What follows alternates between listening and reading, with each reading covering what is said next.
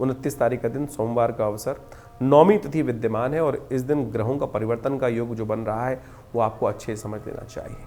ये परिवर्तन आपकी राशि के दृष्टिकोण से समझें। बुध महाराज जा रहे हैं परिवर्तन की तरफ, जो यहाँ परिवर्तन जाएंगे वो कहीं ना कहीं थोड़ी सी आपकी उपेक्षा की तरफ करने के योग बना सकते हैं। आपकी मेहनत चीज़ों का लाभ कोई और लेने का प्रयास कर सकता है। ये बात आपको सोच समझ के करनी है कि किसी ना किसी प्रकार से अपनी चीज़ों पर अपना कब्जा बना के रखें, नहीं तो लोग आपको साइडलाइन करने का प्रयास कर सकते हैं।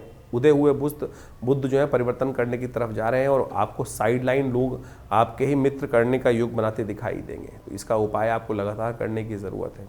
उपाय के तौर पर अच्छा ये रहेगा कि आप विशेष तौर पर भगवान शिव का पूजन करें, शिव पर थोड़े बिल्वपत्र अर्पित करने का प्रयास करें, वो आपके लिए ठीक रहेगा। 30 तारीख का दिन मंगलवार का अवसर, दशमी तिथि विद्यमान है और ये जो संतान जो एकादशी है इस दिन क्षय हो रही है। ग्रह नक्षत्रों के दृष्टिकोण से ग्रहों की गणना जो बना रही है वो आपके लिए कुछ खास योग बनाती दिखाई दे। स्वास्थ्य का आपको ध्यान रखते हुए कार्य करने की ज़रूरत है। थोड़ी सी अननेसेसरी की फ्रस्ट्रेशन जो मनोमस्तिष्क में चल रही है वो कहीं ना कहीं थोड़ा सा स्वास्थ्य पर भारी पड़ती दिखाई देगी। थोड़ा अपनी सामर्थ्य को बढ़ाने के लिए, क्योंकि मंगल कई बार क्या होता है कि उम्मीद बहुत ज़्यादा है, कार्य करने की शक्ति थोड़ी कम है। मंगल अस्त हैं, शुक्र अस्त है और बुध भी अस्त होने जा रहे हैं। तो ऐसे में कहीं ना कहीं बहुत सारी चीज़ें हमारी जो है शक्ति जो थोड़ी कम पड़ती दिखाई दे रही है, उसके लिए आवश्यकता है कि हम थोड़ा सा भगवान की कृपा की तरफ चलें। मंगलवार के दिन एकादशी का योग पड़ रहा है, बहुत सुंदर योग है और इस दिन एकादशी का जो योग बन रहा है, ब्रह्म वैवर्त पुराण के अंदर एक अद्भुत योग लिखा है कि संतान एकादशी मानी जाती है इस दिन।